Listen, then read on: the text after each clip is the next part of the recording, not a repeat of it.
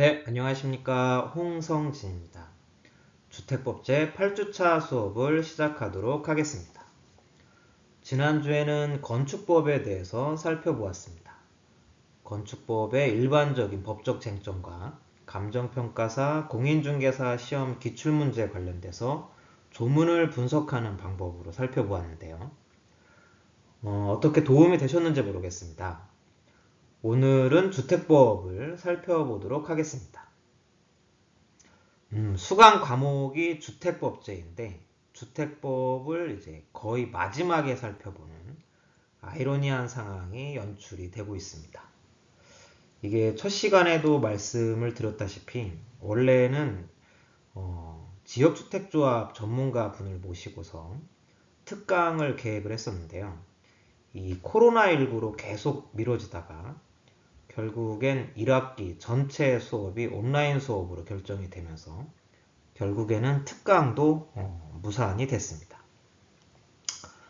괜찮습니다. 저 역시 지역주택조합에 대해서 논문을 썼었고 또 많은 관심을 갖고 있기 때문에 충분히 필요한 지식을 전달을 할 수가 있다고 생각합니다. 그리고 또 주택법의 일반적인 쟁점과 함께 오늘도 공인중개사 기출문제 관련된 조문을 분석하는 방법으로 진행을 하고자 합니다. 참고로 주택법 같은 경우에는 감정평가사 시험 과목에는 출제가 되지 않고 공인중개사에만 출제가 되고 있습니다. 자, 그래서 오늘은 주택법 가운데서 주택 분야의 입법 동향과 주택법의 첫 번째 시간으로 해서 주택의 공급까지 한번 살펴보도록 하겠습니다. 주택 분야의 입법 동향입니다. 입법 동향으로서 첫 번째로는 주거권 신설입니다. 2015년도에 주거기본법이 제정이 되면서 주거권을 명문화 시켰습니다. 그래서 원래는 지금까지는 이 주거권 같은 경우에는 환경권에 파생된 권리, 재개발 사업 시행에 대한 주거대책의 일환, 유엔총회 경제적, 사회적 및 문화적 권리에 관한 국제규약상, 주거권의 국내법 적용 여부 등의 차원에서만 논의가 됐었는데 이 주거기본법이 제정이 되면서 주거권이라고 하는 것은 관계 법령 및 조례로 정하는 바에 따라서 물리적, 사회적 위험으로부터 벗어나 쾌적하고 안정적인 주거 환경에서 인간다운 주거 생활할 권리를 말한다 라고 해서 주거권이 명문으로 인정이 됐죠. 다만 이 주거권이 인정은 되고 있지만 그 내용적으로 보면은 이제 관계 법령 및 조례로 정하는 바에 따라서 인정이 되고 있기 때문에 내용적으로는 상당 부분 관련 법령에 또 해석이 필요한 그런 한계는 있습니다. 더 나아가서 이 주거기본법이 제정이 됐는데요. 기본법이라고 하는 것은 해당 분야의 기본 이념, 방향, 지침, 계획 등을 규율하는 법률입니다. 그래서 국토, 환경, 교육, 건강, 건설, 고용 등 대부분의 분야에서 채택하고 있는 법제 형식인데 그래서 기본법을 채택하고 있는 법제 형식에서는 이 관계 법률들이 있고 내지는 하위 법률에 많은 법률들이 있는 그런 존재 형식을 차지를 하고 있는데 이 주택법의 경우에는 처음에 시작된 법률이 주택건설촉진법, 더 나아가서 이제 주택법으로 이제 이어지고 있어서 그 다음에 2015년도부터 분법이 추진된 상황에서 이 주거기본법이라는 게 이제 신설이 되다 보니까 뒤늦게 기본법이 이제 제정이 되다 보니까 좀 관계가 좀 애매한 측면도 있고 용어적으로도 이게 원래 하다 보면은 주택기본법이 돼야 되는데 주거기본법으로 제정을 하면서 용어에 좀 혼란도 있는 상황이고 그래서 나중에는 좀 전반적으로 어떤 입법의 체계를 좀 정비할 필요성이 있지 않나 그런 생각을 갖고 있습니다. 자, 이 주거권과 관련돼서는 선생님들께서 다 아시겠지만 2018년도 3월 26일 날 문재인 대통령이 대표로 해서 헌법 개정안을 발의를 했죠. 참고로 이 헌법 개정안 같은 경우에는 안 하겠다. 결국엔 안 하겠다. 그럼에도 불구하고 여기저기서 다양한 분야에서 헌법 개정 논의가 이제 모락모락 그 가능성이 제기가 되고 있기도 합니다. 자, 어쨌든 이 헌법상에서 헌법 개정안에서 주거권을 좀 인정을 하면서 이거를 좀 더 격상을 시키는 논의가 있었습니다. 지금까지는 헌법 제10조에 인간으로서의 존엄과 가침의 행복주거권, 제34조의 인간다운 생활할 권리, 제35조의 쾌적한 환경에서 생활할 권리, 그다음에 모든 국민의 쾌적한 주거생활 등을 근거로 파생된 권리로만 일했었는데 이거를 헌법상 인정되는 기본권으로 이제 인정을 하자, 이런 게 이제 헌법 개정안에 이제 담겨져 있는 거죠. 헌법상에 담긴다고 하더라도 이 주거권 자체가 사회권적 기본권이기 때문에 헌법 규정만으로는 실현될 수 없고, 마찬가지로 법률에 의해서 형성되는 기본권이라서 구체적 권리로서는 좀 일정 부분 한계를 갖는 그런 기본권이다라는 것은 선생님들께서 다들 알고 계실 겁니다. 자, 마찬가지로 이 문재인 대통령이 발의한 이 헌법 개정안에서는 또 토지공 개념의 확대 가능성도 한번 살펴볼 필요가 있습니다. 이 토지공 개념, 얼마 전까지만 하더라도 상당한 논란이 있었고, 또 5월 초에 이제 가정의 달, 그래서 제가 가족 행사 때문에 이제 만나 뵀던, 누구라고 말씀을 드리기는 좀 그렇지만 어쨌든 나이가 좀 있으신 가족분 중 한 분께서 이 토지공 개념을 이제 언급을 하시면서 빨갱이라는 표현을 쓰시더라고요. 그렇지만 다들 아시겠지만 이 토지공 개념이란 자체가 토지의 특성에 기초해서 토지재산권에 대해서 공공성, 의무성, 사회성을 그 자체의 본래적인 속성으로 인식하여야 한다는 기본 철학을 말하고, 현재도 헌법 제122조 그리고 23조에 근거해서 인정이 되고 있는 거죠. 그러니까 토지라는 것은 일반적인 다른 재산권과 달리 고정성, 본원적 생산성, 환경성, 산림성, 영토성 등의 특징에 따라서 다른 재산권에 비해서 보다 강한 제한과 의무가 부과가 가능하다라는 것을 얘기합니다.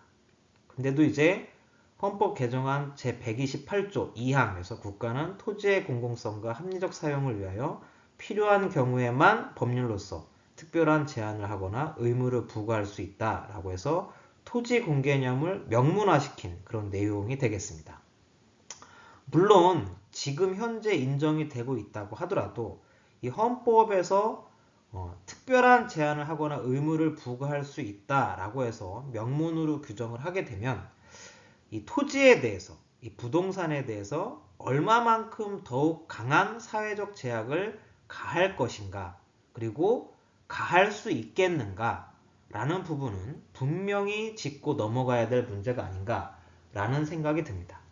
특히나 이 토지공 개념을 원용해서 주택 분야에 대해서 규제가 가능한 것인지, 이 부분에 대해서는 검토가 필요한데요. 종래 토지공 개념 관련된 법률들, 즉 택지 소유 상한에 관한 법률, 토지초과 이득세법, 개발이익 환수에 관한 법률이 1990년대 제정이 됐다가 결국에는 헌법재판소에 의해서 각각 위헌, 불합치 결정으로 인해서 오늘날에는 이 개발이익 환수에 관한 법률만 존재하는데, 2000년대 이후에는 이 정부의 부동산 정책이 토지에서 주택 중심으로 변화를 하고 있습니다. 그래서 주택법상 분양권 전매 행위 제한, 그다음에 분양가 상한제, 금융규제, 그다음에 재건축 환수제, 이런 부분들이 도입이 됐죠. 도입이 됐는데 얼마 전에 주택거래 허가제가 도입될 필요성이 있다라고 해서, 다시 한번 말씀을 드리지만 올 초였죠.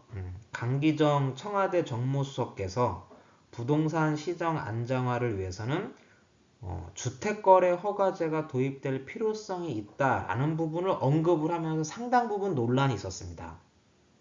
참고로 토지거래 허가제의 경우에는 합헌 결정을 받아서 국토계획법에 있다가 오늘날에는 부동산 거래신고 등에 관한 법률 제10조 이하에서 규율을 하고 있는데요. 주택의 경우에는 지금 현재로서는 신고제로만 이제 도입이 되고 있는데, 운영이 되고 있는데, 여기에서 주택거래 허가제를 도입할 필요성이 있다라는 논의가 있었기 때문에 이 토지공 개념에 따라서 주택 분야에 대한 더욱더 강한 어떤 사회적인 제약, 이런 부분에 대해서 충분히 논의가 있을 수가 있을 것 같습니다. 여기에 대해서는 분명히 헌법에 근거한 위헌 판결 논의도 아마 계속해서 이어지지 않을까라는 생각을 하고 있습니다. 자, 이제 주택법에 대해서 살펴보도록 하겠습니다. 주택법은 쾌적하고 살기 좋은 주거환경 조성에 필요한 주택의 건설, 공급 및 주택시장의 관리 등에 관한 사항을 정함으로써 국민의 주거 안정과 주거 수준의 향상에 이바지함을 목적으로 하고 있습니다. 이 주택법도 다른 법률과 마찬가지로 법 2조에 있는 정의 규정이 굉장히 중요합니다. 그리고 공인중개사 시험 같은 경우에도 시험에 매우 많이 출제되는 분야가 이 정의 규정 제2조에 관련된 내용인데, 오늘 수업에서는 이런 부분들은 좀 생략을 하고 이 시험에 관련된 부분들은 어차피 제한적인 내용들이고, 또 한글 파일에 붉은색으로 다 체크를 해뒀으니까 선생님들께서 꼭 시험 여부를 떠나서라도 한번 꼼꼼히 한번 읽어보셨으면 좋겠습니다. 오늘은 좀 중요한 내용 위주로, 제가 강의에 좀 연관성 있는 부분 위주로 좀 선별해서 그 정의 규정을 한번 살펴볼까 합니다. 주택이라고 하는 것은 세대 구성원이 장기간 독립된 주거 생활할 수 있는 구조로 된 건축물의 전부 또는 일부 및 그 부속 토지를 말하며 단독주택과 공동주택으로 구분이 됩니다. 단독주택 같은 경우에는 한 세대가 하나의 건축물 안에서 독립된 주거 생활할 수 있는 구조로 된 주택을 말하고, 공동주택은 건축물의 벽, 복도, 계단이나 그 밖의 설비 등의 전부 또는 일부를 공동으로 사용하는 각 세대가 하나의 건축물 안에서 각각 독립된 주거 생활할 수 있는 구조로 된 주택을 말합니다. 그래서 단독주택에는 다중주택, 다가구주택 등이 있고, 공동주택에는 다들 아시는 아파트, 연립주택, 다세대주택 등이 있습니다.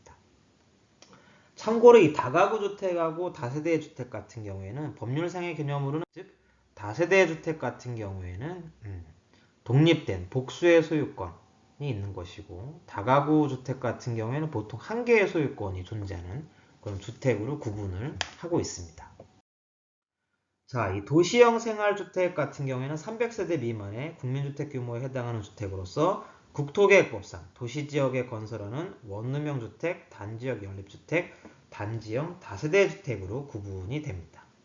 이명박 정부에서 이제 적극적으로 보급을 하기 시작을 했고요. 오늘날까지도 1인 가구 내지는 1, 2인 가구에서 선호하는 그런 경향이 있습니다. 여러 가지 장점이 있습니다. 특히 도시형 생활주택 같은 경우에는 건축법상 오피스텔하고 좀 구분을 하기도 하는데요.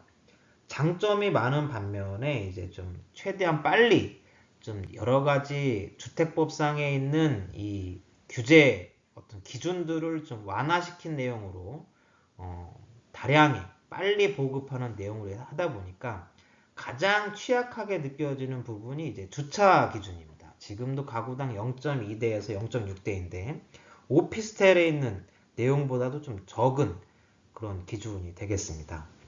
주차 기준이 지금 낮다라고 하는 것은 단순히 실거주자들의 어떤 불편함을 넘어서서 결국에는 이제 화재 사고 있을 때 이제 소방차 진입 등의 그런 여러 가지 안전상의 문제로 또 이어질 수 있는 부분도 있겠죠. 그래서 다들 기억을 하실 겁니다. 2015년도 의정부 화재 사고 같은 경우에도 이 도시형 생활주택에서 일어난 화재 사고인데, 그때도 많은 인재 참사가 좀 일어나기도 했었죠. 자, 이제 주택건설 사업자에 대해서 살펴보도록 하겠습니다. 연간 20호수, 이 도시형 생활주택의 경우에는 30세대 이상입니다. 이 주택건설 사업을 시행하려는 자 또는 연간 1만 제곱미터 면적 이상의 대지조성 사업을 실행하려는 자는 국토교통부 장관에게 등록을 해야 됩니다. 자, 등록 사업자가 사업계획 승인을 받아서 분양 또는 임대를 목적으로 주택을 건설하는 경우로서, 자, 다음의 기준에 해당하는 경우에는 그 등록 사업자를 건설산업기본법에 따른 건설사업자로 보며 주택건설공사를 시공을 할 수가 있습니다. 그래서 필요한 기준이 자본금, 기술인력, 실적, 규모 등인데, 그래서 이 주택건설 사업자에 관련된 협단체가 따로 있죠. 그래서 주택협회, 주택건설협회 등이 또 따로 있습니다.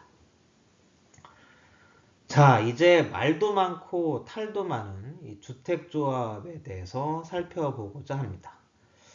여기서는 지역주택조합을 중심으로 살펴보도록 하겠습니다. 사실 제가 이 특강을 준비했던 이유는 제가 경험하기도 했던 내용들이 있기 때문입니다. 몇 년 전에 저를 포함한 연구원 동료 몇 분이 회사 인근에 지역주택조합이 이제 막 생긴다라는 그 소식을 듣고서 저도 관심이 많이 가더라고요. 근데 이제 저는 돈이 없어서 중도에 포기를 했고, 또 어쨌든 동료 한 분은 나름대로 주택 분야에 관련된 전문가였는데 여러 가지 좀 계산을 해보더니만 열심히 활동을 하더라고요. 뭐 카페에 가입을 해서 모임도 뭐 별도로 갖고 그렇게 열심히 활동을 하더니만 결국에는 제가 있는 회사를 그만두고 지역주택조합에서 일을 하더니만 지금은 해당 그 지역주택조합의 조합장으로 활동을 하고 있습니다. 그래서 지금 아주 나름대로 성공적인 사업으로 평가를 받고 있고요. 이미 착공이 돼서 지금 한 6층, 7층까지도 이제 공사가 계속해서 진행이 되고 있는 그런 사업이고, 또 한 분 같은 경우에는 이제 나름대로 경제학 전문가이신데 이분도 지역주택조합에 가입을 해서 조금 활동을 하더니만 계속해서 기다리는 게 사업 시행이 진척이 좀 더디다라고 판단을 했는지 사업계획 승인을 이후에 합법적으로 그걸 전매를 했습니다. 그래서 몇 천만 원 정도의 시세 차익을 좀 봤는데 지금도 잠이 안 온다 그러죠. 왜냐하면 이게 몇 천만 원 수준이 아니고 몇 억이 이제 오른 상황이기 때문에 굉장히 좀 마음고생을 했던 그런 부분들이 있습니다. 저 같은 경우에는 이제 관련된 논문을 써서 뭐 그랬습니다. 논문 쓰고 그래서 이런 사건으로 인해서 많이 보고 듣고 생각할 수 있었던 그런 계기가 됐던 것 같아요. 자, 어쨌든 이 주택조합 같은 경우에는 많은 수의 구성원이 사업계획의 승인을 받아 주택을 마련하거나 리모델링하기 위해 결성하는 조합을 말하며 지역주택조합, 직장주택조합, 리모델링 주택조합으로 구분이 됩니다. 지역주택조합이 오늘날에는 대다수를 차지하고 있는데 사실은 지역주택조합보다도 더 먼저 생긴 게 직장주택조합입니다.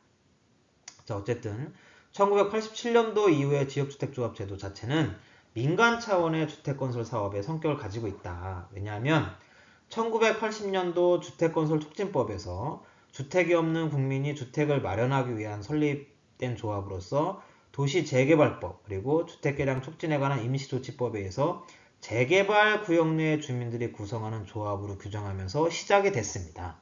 그래서 입법 초기의 지역주택조합 제도는 지역주택조합이 이제 조합원의 주택을 건설하는 경우에 정부는 국민주택 자금을 우선적으로 지원하도록 하면서 공공적인 성격의 주택건설 사업으로 평가를 받았는데 1987년도에 주택건설촉진법의 일부 개정을 통해서 재개발 구역 외에 지역의 무주택 주민도 주택조합을 설립할 수 있도록 하는 한편에 노후주택의 재건축 촉진을 위해서 지역주택조합 제도가 범위가 확대가 되면서 오늘날에는 그러한 정부 차원의 지원 정책은 중단이 되면서 민간 차원의 주택건설 사업의 성격을 가지고 있다라는 부분을 말씀을 드립니다. 이 지역주택조합은 해당 주택건설 대지의 80% 이상에 해당하는 토지의 사용 권한을 확보하고 해당 주택건설 대지의 15% 이상에 해당하는 토지의 소유권을 확보해서 관할 시장, 군수, 구청장의 인가를 받음으로써 설립이 됩니다. 참고로 이 해당 주택건설 대지의 15% 이상에 해당하는 토지의 소유권을 확보해야 된다라는 부분이 신설된 내용입니다. 그 전까지는 주택건설 대지의 80% 이상에 해당하는 토지의 사용 권한을 확보하면은 그래서 인가를 받으면 설립이 되는데요. 이 80% 이상에 해당하는 토지의 사용 권한이 문제가 됐었습니다. 왜냐하면 이 80% 이상에 해당하는 토지의 사용 권한이라는 게 토지의 소유권을 확보했다는 뜻이 아니고 토지의 사용 승낙서를 가지고 있었으면 됐습니다. 즉 가계약 형태로 해서 80% 이상을 거의 이제 확보 가능성만 보고서 이제 설립이 되어 있는데 사람들은 이제 그거를 모르고 80%가 확보가 됐다. 그러면 이 사업이 곧 시행이 되겠구나. 곧 착공이 되겠구나. 이렇게 좀 오해를 하신 분들이 좀 굉장히 많았거든요. 자, 어쨌든 또 지역주택조합 같은 경우에는 주택조합 설립 인가를 받는 날부터 사용검사를 받는 날까지 주택건설 예정 세대수의 2분의 1 이상 그리고 20인 이상의 조합원을 충족을 해야 됩니다.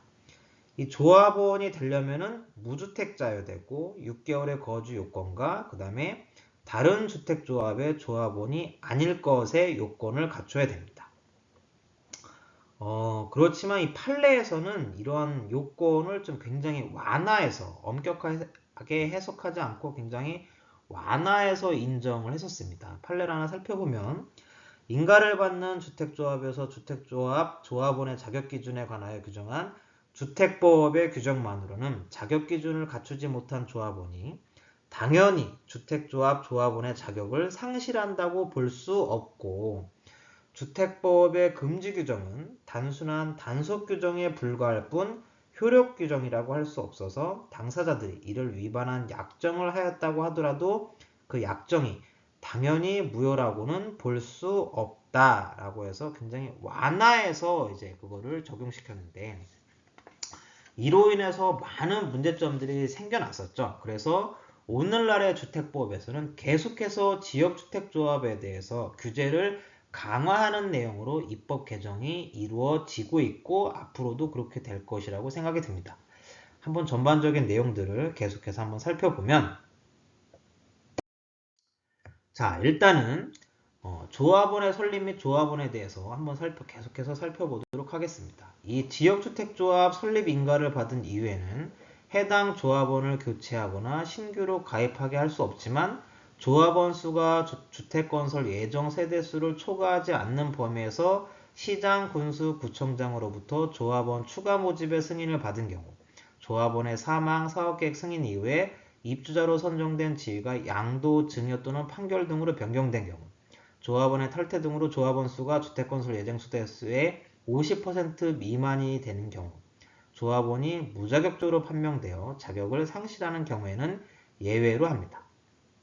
또한 이 조합원의 사망으로 그 지위를 상속받는 자는 조합원이 될 수가 있는데 주택조합의 조합원이 근무, 질병치료, 유학, 결혼 등 부득이한 사유로 세대주 자격을 일시적으로 상실한 경우로서 시장군수 구청장이 인정하는 경우에도 조합원 자격을 인정을 하고 있습니다. 이러한 조합원 추가 모집의 승인과 조합원 추가 모집에 따른 주택조합의 변경인가 신청은 사업계획 승인 신청일까지 해야 됩니다. 탈퇴한 조합원은 조합규약으로 정하는 바에 따라서 부담한 비용의 환급을 청구할 수가 있습니다. 자, 시행자입니다. 지역주택조합은 해당 지역주택조합과 등록사업자가 공동으로 사업을 시행을 할 수가 있습니다. 자, 그리고 주택조합 및 그 조합의 구성원 같은 경우에는 주택조합의 업무를 다음과 같이 규정한 사업자 외에는 다른 자에게 대행하게 할 수가 없는데 그 내용을 한번 살펴보면 결국엔 등록사업자, 그리고 공인중개사법에 따른 중개업자, 그리고 부동산 개발업의 관리 및 육성에 관한 법률에 따른 등록사업자 등에게 대행하게 할 수 있고 그 외의 자들에게는 함부로 대행하게 할 수 없다라는 것을 얘기합니다.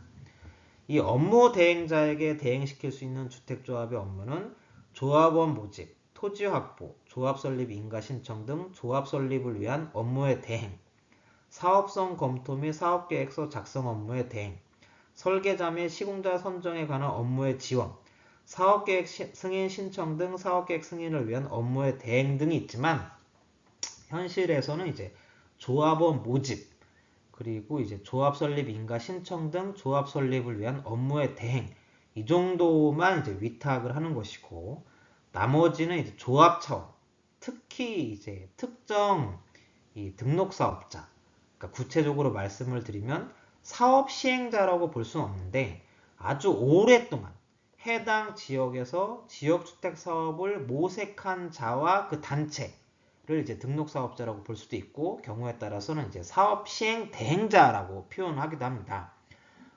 이 해당 지역에서 지역주택 사업을 모색한 자와 그 단체가 대부분이 결정을 하는 구조이고, 조합장도 이제 거의 같이 움직이는 경향이 있죠. 전부 다는 아니지만 대부분 의견을 같이 하는 경우가 많습니다. 그렇기 때문에 지역주택조합의 비리라든지 그런 문제들이 계속해서 이제 발생을 하는 거고, 더 나아가서는 사업이 좀 좌초되는 경우도 많이 생겨났었죠. 그래서 계속해서 주택법에서는 지역주택조합을 규제를 강화하는 내용으로 입법이 개정이 됐었고, 오늘날에도 아직까지는 일각에서는 지역주택조합 제도 자체를 이제 폐지를 시켜야 된다. 특히 지자체에서 여러 가지 문제점이 계속해서 발생하니까 지금도 일각에서는 이 제도 자체를 없애야 된다는 의견이 굉장히 많습니다. 자, 그 내용들을, 좀 강화된 내용들을 지금부터는 좀 더 구체적으로 살펴보도록 하겠습니다. 그래서 주택조합 및 주택조합의 발기인은 업무 대행자의 업무 중 계약금 등 자금의 보관 업무는 신탁업자에게 대행하도록 하고 있습니다. 이게 신설된 내용이고요. 계속 살펴보면 사업연도별로 분기마다 해당 업무의 실적 보고서를 작성해서 주택조합 또는 주택조합의 발기인에게 제출을 해야 된다. 그리고 설립인가를 받기 위해서 조합원을 모집하려는 자는 해당 주택건설 대지의 50% 이상에 해당하는 토지의 사용권을 확보해서 시장군수구청장에게 신고하고 공개 모집의 방법으로 조합원을 모집을 해야 된다.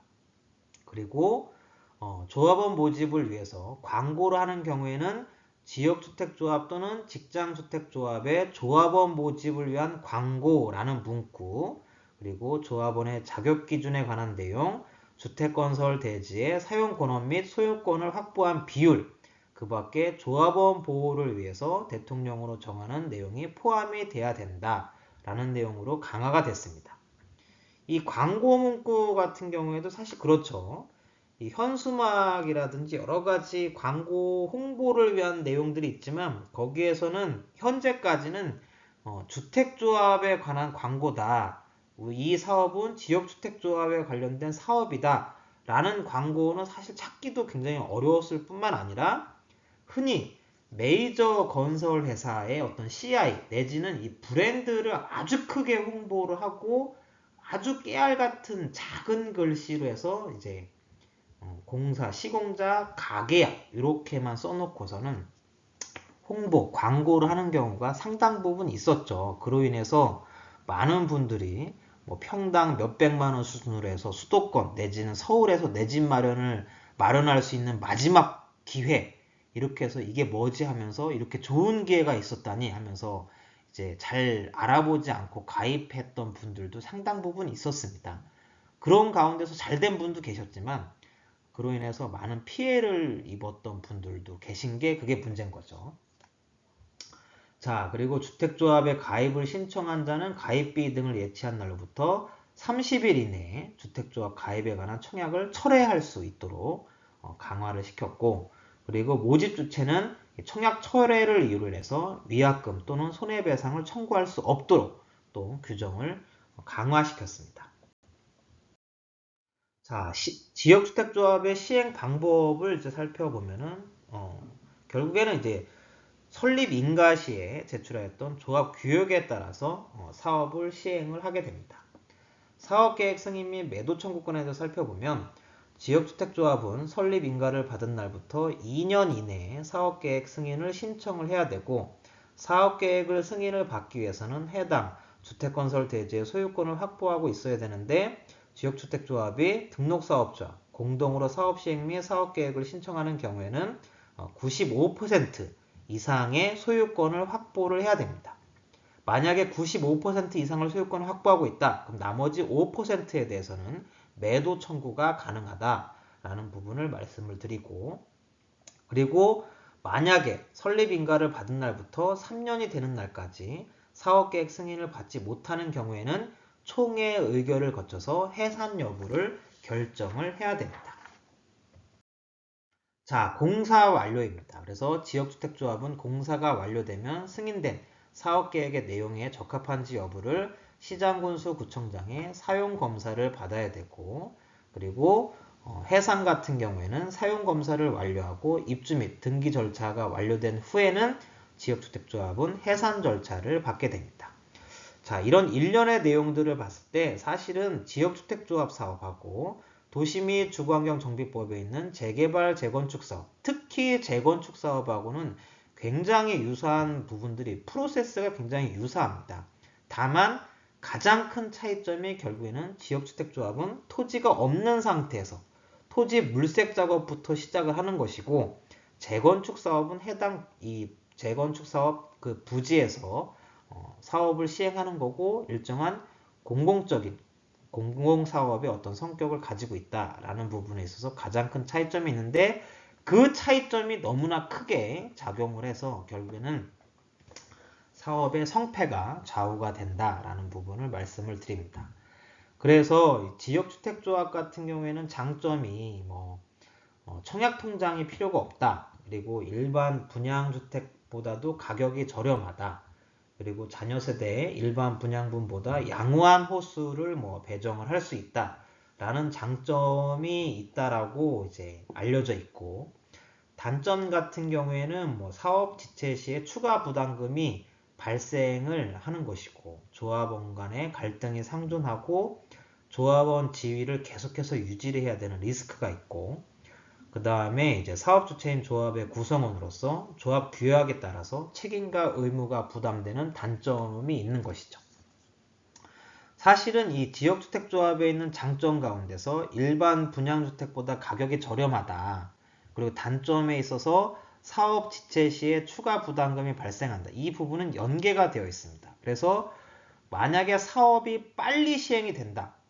빨리 시행이 되기 위해서는 당연히 토지 확보가 어느 정도 된 상태에서 조합 설립 인가를 받아야 되는 것이고, 무엇보다도 이 등록사업자, 즉 사업 시행 대행사의 어떤 역량이 필요한 것이죠. 그래서 이 지역주택조합 사업이 빨리 시행이 된다라고 하면은 어찌 됐든 간에 추가 부담금은 발생을 하지만 추가 부담금이 좀 상대적으로 적게 발생을 할 수가 있습니다. 그래서 일반 분양주택보다도 가격이 저렴할 수가 있는 것이죠. 그렇지 않고 빨리 시행이 되지 못한다. 그러면 추가 부담금이 계속 발생하는 구조이기 때문에 사실은 일반 분양주택보다도 가격이 저렴하다라고 볼 수도 없습니다. 그래서 오히려 일각에서는 농담 삼아서 이 지역주택조합 사업을 통한 게 이제 결국엔 암에 걸릴 확률이 높은 아주 사업이다라고 해서 이제 혹평을 하는 그런 경우도 있습니다.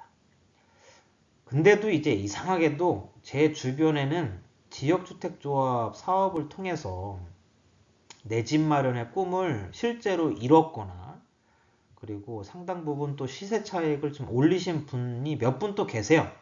그래서 대표적인 지역을 말씀드리면 서울에 있는 신대방 삼거리역 근처, 그리고 송도, 인천 송도 그 지역에서 지역주택조합을 통해서 많은 긍정적인 효과를 내신 분들도 있다라는 부분을 말씀을 드리지만, 저는 그닥 추천하는 그런 사업 형태는 아니다라는 것을 말씀을 드립니다.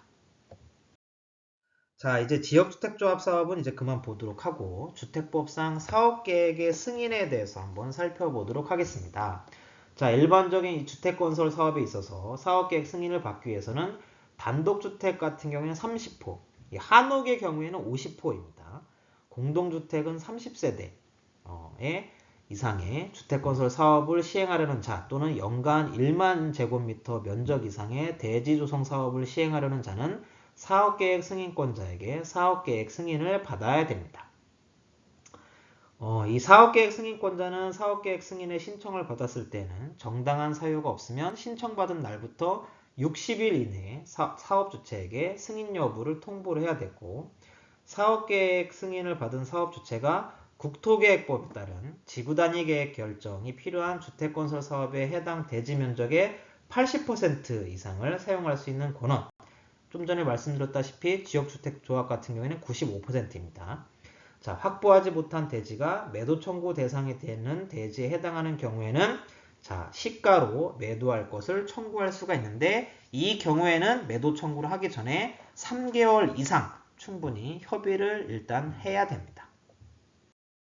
자, 판례 태도를 하나 살펴보도록 하겠습니다. 주택건설 사업을 시행하려는 사업주체는 주택건설 대지 중 사용할 수 있는 권한을 확보하지 못한 대지의 소유자에게 그 대지를 시가로 매도할 것을 청구할 수가 있습니다. 이때 매도 청구에 관해서는 집합건물법에 따라 준용을 하고 여기서 시가는 매도 청구권이 행사된 당시에 객관적 거래 가격으로서 주택건설 사업이 시행되는 것을 전제로 하여 평가한 가격, 즉 주택건설로 인하여 발생할 것으로 예상되는 개발이익이 포함된 가격을 말합니다.